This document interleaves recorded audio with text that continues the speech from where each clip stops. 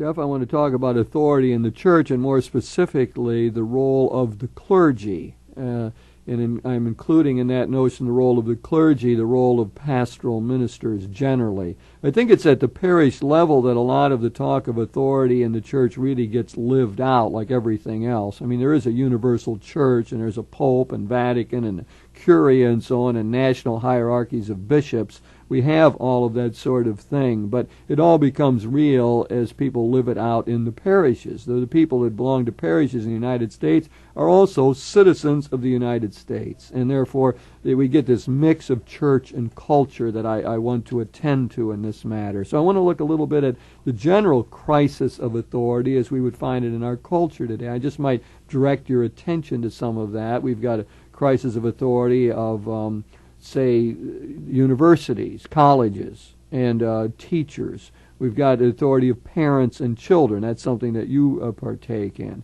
How's the authority of parents worked out, and so on. So we've got all kind of ways in which we've got problems with authority. I just suggest two general directions for that. One is that many people now call authority into question because authorities seem to have made mistakes, like governmental authorities or church authorities. And on the other hand, in a complex time, people seem to be looking for strong authority figures to give them guidance and so on. So just trying to set a framework. You want to jump in on any of that? Just that I think it's hard to find the balance between those two. But yeah, I see those directions. I think religiously fundamentalism is an answer to that. Very strong political conservatism is an approach. You know, here are all the values. Here's all the old stuff. We're going to conserve the stuff from the past and don't change anything. And then on the other side of it, you've got people who, in a sense, New Age sort of people. I'm not going to be bound to any dogmatic kind of system at all, or anything that would hold me or bind me or restrict me. Everything's open to me, and all ideas are equally good. There's a lot of distrust of authority today, I think, is what has happened. If we go back to an earlier age, I mean, people simply accepted the authority figures. We often say children at the dinner table were quiet and listened to their parents, and the parents dominated the conversation, or the parish priest said this is how it's going to be, and most people simply went along with it. Or in the military, the commander said this, and officers didn't, want to have a discussion about it, or the rank and file didn't want to discuss it all. So, I mean, I don't care where you look. It's universities, governments, labor unions, families. There really is a way in which now authority is called into question. I suppose a lot of that has happened because at the political level, we've seen authority figures have often disappointed us. And therefore we say, well, this is, we got authority itself is somehow in trouble, or we just simply going to have to think for ourselves. It's part of our own American way. In my own personal history, I was very much raised as this young traditional Catholic boy. What the Pope said, everyone jumped, and this is the president, and we all follow him. And when I was coming of age, we were in the midst of the Vietnam War, and the president was assuring me that he wasn't a crook, but he was a crook. And so in my own mind, I know that the questioning authority is something that I ought to be doing, because everyone said, we're just going to trust these people. I mean, that was the argument with Nixon. He obviously knows more than we do about this. He's the president. And it sort of gives rise to people in my generation of that tendency to question authority. You put your finger on a very important event, I think, Vietnam. I think it is a crucial point in our national history, and beginning to question governmental actions and so on. I think it affected much more than the political process. I think it had a much wider ranging effect on us. I mean, to see demonstrations against governmental policy, to have to rethink the questions of political authority, very difficult. And all of the conscientious objection that went on, that worked its way even into the church. I mean, I remember going to draft boards with conscientious objectors trying to verify their claims that indeed, on religious grounds, they were objecting to this war. I mean, it became a very intricate kind of thing. Some people like to say that Vatican II ruined the church, that it's Vatican II that raised all these questions of authority. But to make those kinds of statements is to think about the church in a vacuum separate from the culture.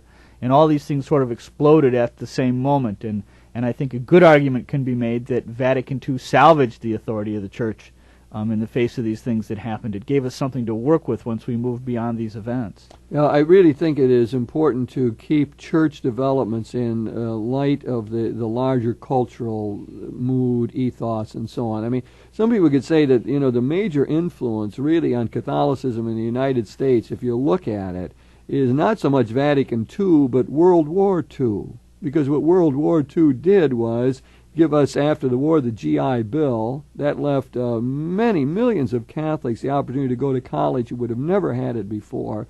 That meant they moved up in the socioeconomic ladder. That means they moved to the suburbs. They created new parishes. These new parishes functioned quite differently in some ways from the neighborhood parishes before. And so you got a whole change here in the way Catholics think. You even got shifts in political allegiances as a result of the movement up the socioeconomic ladder. So much changed, I think, because of that. And people did get a sense that they were better educated. Therefore, they required more of the authority figures in their church. They weren't simply ready to listen and to go along with it or be passive, because they had learned to be active in their life as a whole. Greater education changed a lot of that. Oh yeah, and if I can take that back to what that's all predicated on, I think, is we're an immigrant church, and in your city neighborhood parish, which was Irish, Italian, Czech, Polish, the priest in this blue-collar community went to school 2 weeks longer than anybody else, and so he was the organizer. He was not simply the theologian or the preacher, but he was the cultural figure around which the whole community rotated. That parish provided you with your roots and with all kinds of social services. And no one really dared, there were some challenges, but you didn't question him in depth because he knows. He's Not got only this did authority. he know, but he produced. Yeah, that was interesting. yeah. He produced. In other words, a lot of people, Catholic families, and look back, the priest is the one that helped them get a job. The priest is the one that helped them move up in the political setup. And we still have a throwback. We still have priests like that around today. Father Marty Hernati in the Diocese of Toledo, functions that way in the neighborhood. He's been at his parish for 38 years, something like that. And, he is the community figure. He's a focal point for what happens. And he's also ends up being politically involved because he's been in contact with the people and has been a mentor to political figures and so on. So there is a tight bonding there, but they were effective. And I often say today that the priests who enjoy a good reputation, or should I put it this way, who have the goodwill of their people even before they start, it's because of what those priests did long ago. Somewhere in the collective Catholic memory is the idea that priests were good. Priests helped you. Priests helped us get ahead or make it in this country. The stories might even be vague and lost, but there is a collective sense of goodwill that priests today benefit from. You can blow it and not be good servants, and then the people might turn you off, but you get a fair shake to begin with. We don't have the history of anti-clericalism that you have in Latin countries and in Europe. That just isn't part of our North American Catholic culture. It's being shaken with the problems of pedophilia and sexual problems that are coming forward now. That it really is being shaken.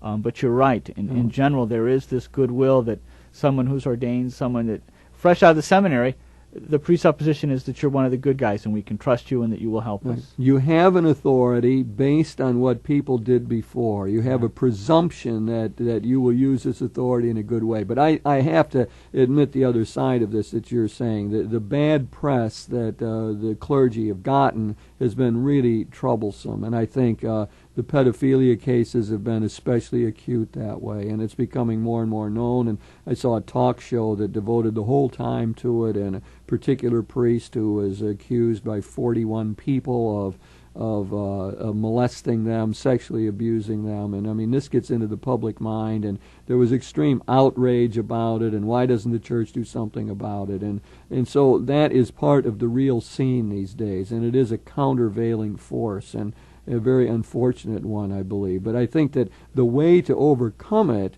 is simply by good service. That is, if priests give good service to the people in their parish, they will have the authority. Their authority will come from service. That's my summary phrase.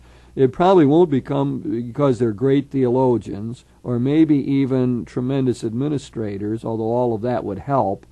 But if they give good service, if they work hard, prepare their homilies well, try to give a substantive message, visit the people who are sick, be present to people in their needs, do well when people die, celebrate First Communions well, all of those things, then I think that's where the authority comes from.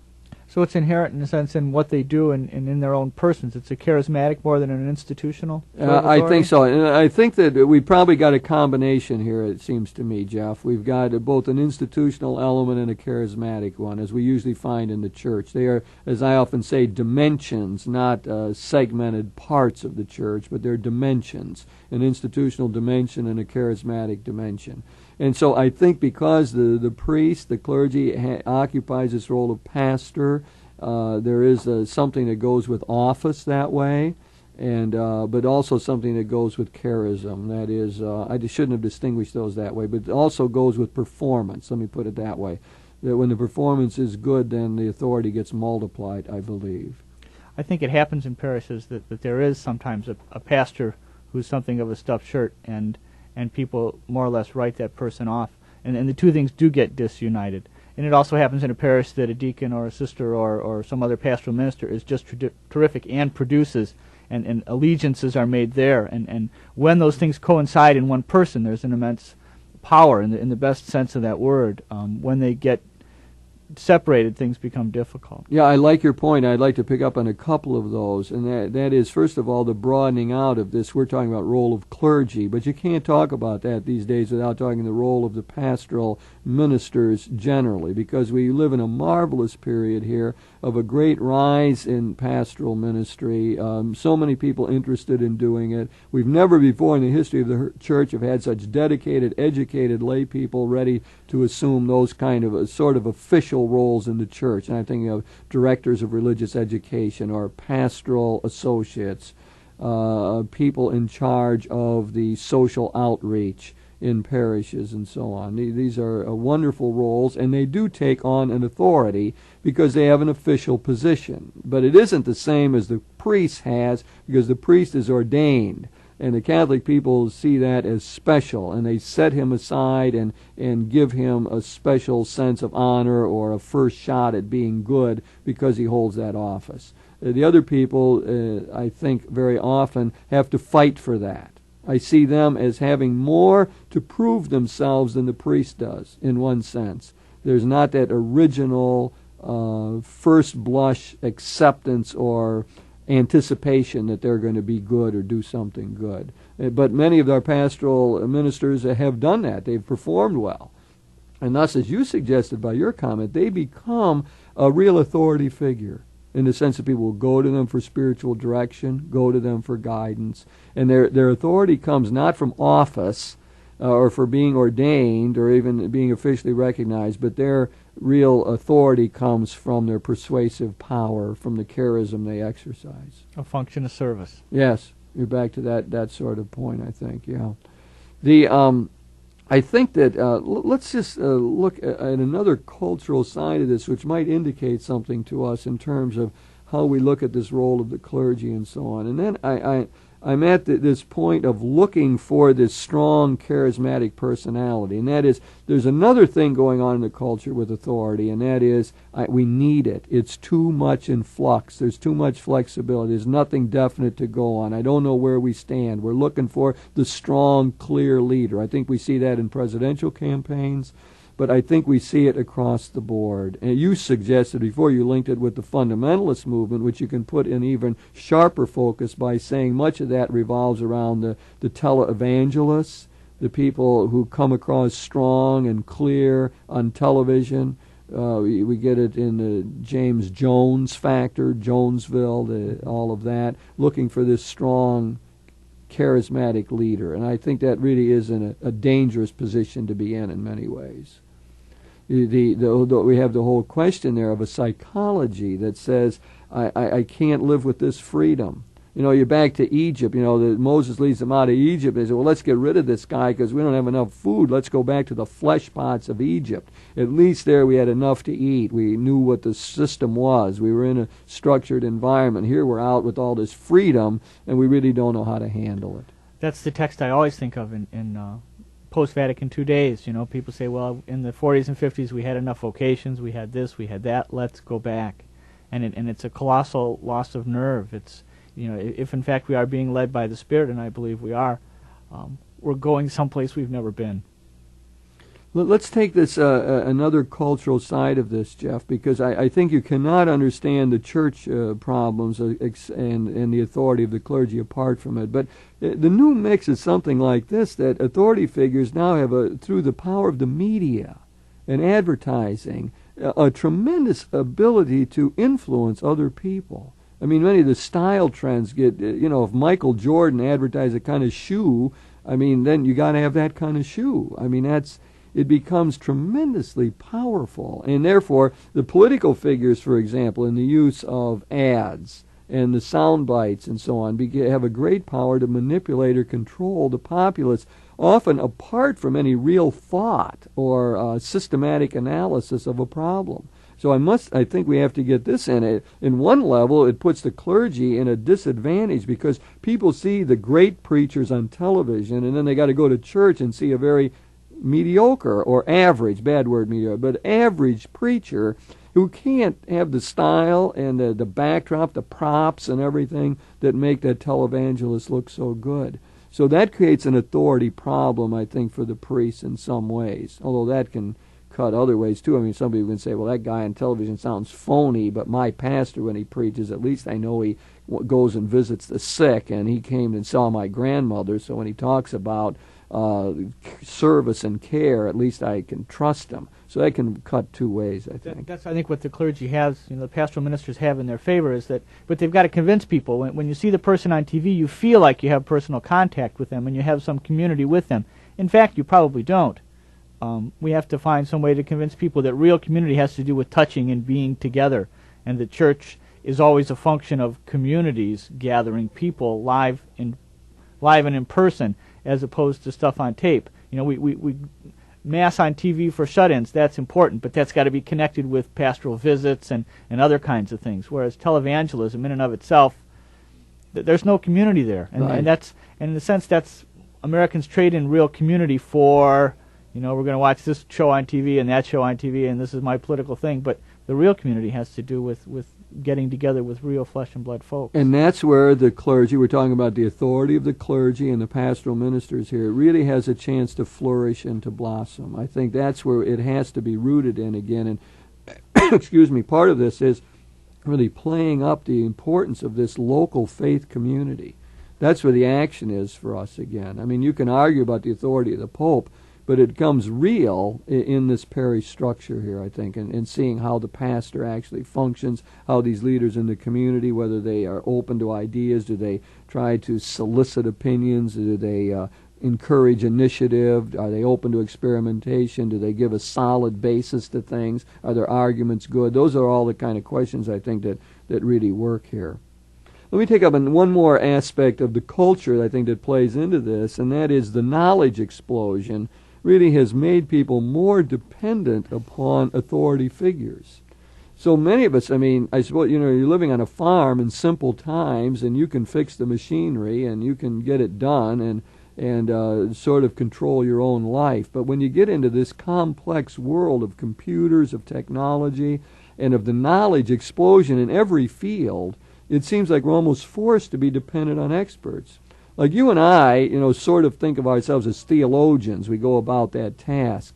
But we probably don't think of ourselves as scripture scholars. We're dependent on another group of folks who are doing the work in day by day of figuring out what Matthew means when he says certain things and what the theology of Luke's gospel is that you and I can never do or have time to do.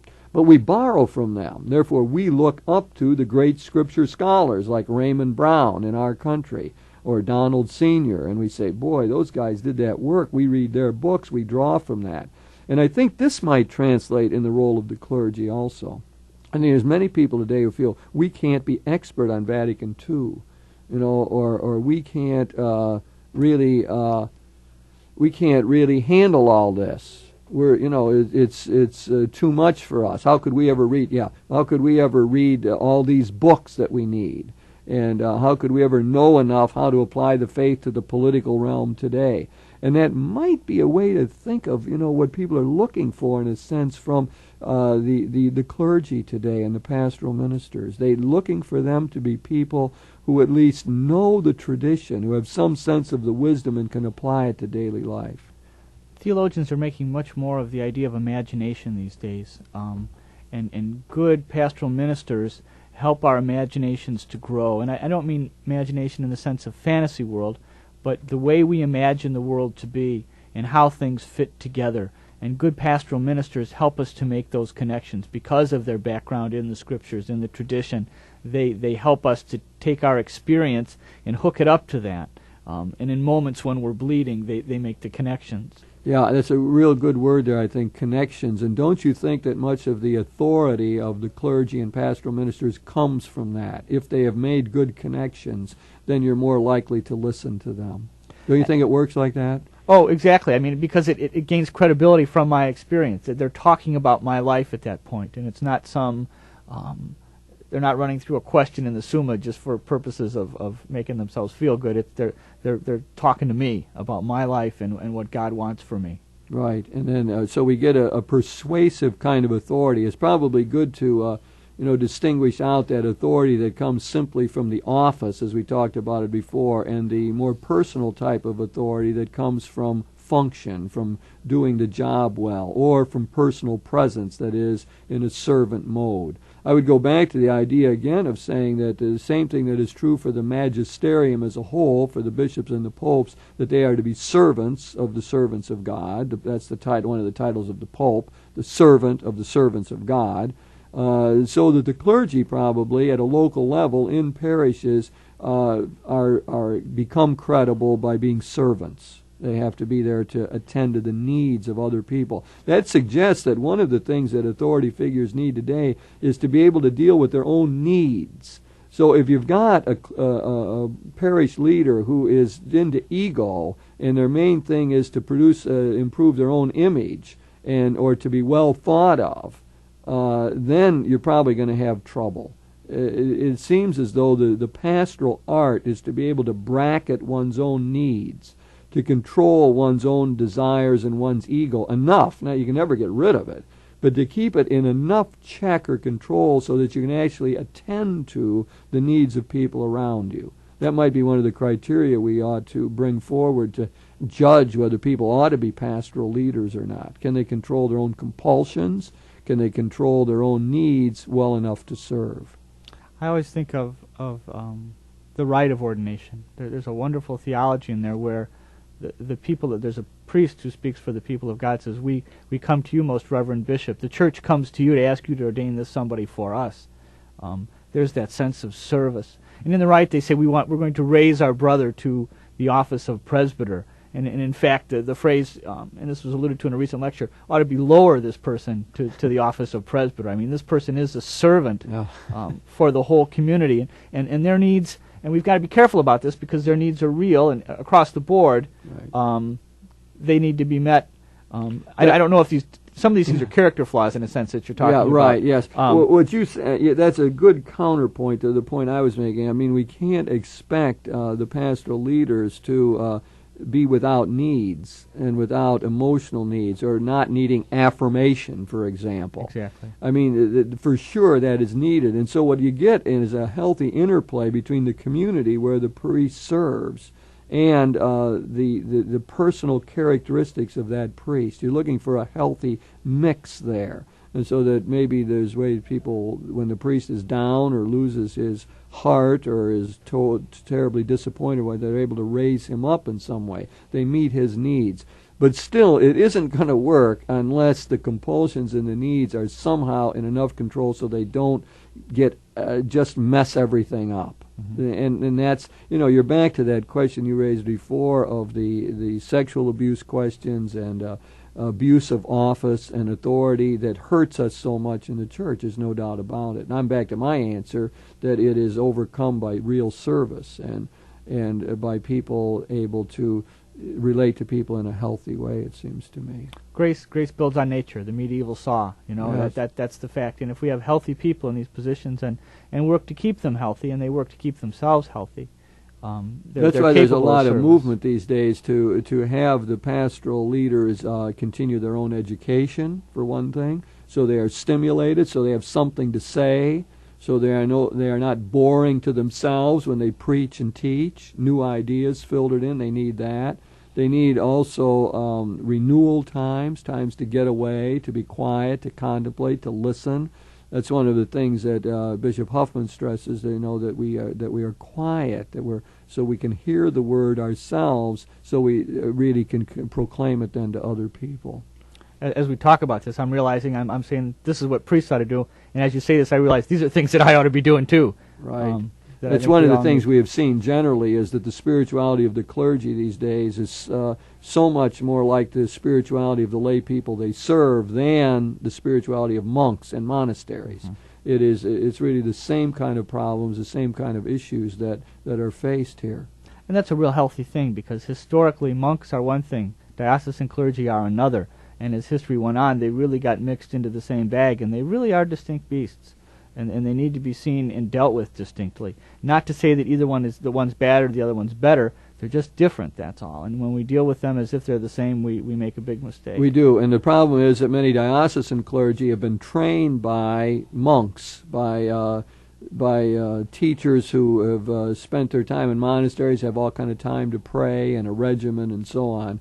And that this really ends up hurting us overall. Well, Jeff, we've been talking about authority in the church and centering on the clergy and pastoral ministers. We've tried to put it in some historical context, and we've tried to see, I think especially, that it has to be a role of service, and that in the United States we haven't had anti-clericalism, as you well pointed out. We've enjoyed a good reputation. There is certain marks upon it now, and negative stories are out, but we will overcome it, I think, through good service to the people of God.